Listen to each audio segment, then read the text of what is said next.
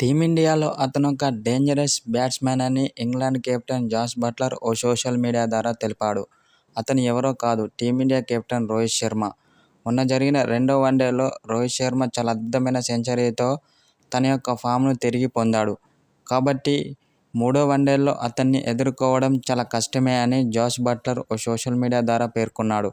ఎందుకంటే టీమిండియాలో రోహిత్ శర్మ చాలా dangerous batsman. అతను గనుక క్రీజులో నిలదొక్కితే మాత్రం బౌలర్లకు ముచ్చెమటలు పట్టిస్తాడని అన్నాడు. ఏ బౌలర్ అయినా సరే అతనికి భయపడాల్సిందే అని జాస్ బట్లర్ చెప్పుకొచ్చాడు. ఎందుకంటే అతడు కనుక క్రీజులో ఉంటే మాత్రం ఆకాశమే అడ్డుగా చెలరేగిపోయి సిక్సర్ల వర్షం కురిపిస్తాడని అన్నాడు. ఇలాంటి బ్యాట్స్మెన్ జట్టులో ఒక్కరుంటే మాత్రం ఆ జట్టుకు తిరుగుండదని జాస్ బట్లర్ చెప్పుకొచ్చాడు. అనంతరం రోహిత్ శర్మ బ్యాటింగ్పై ప్రశంసల వర్షం కురిపించాడు.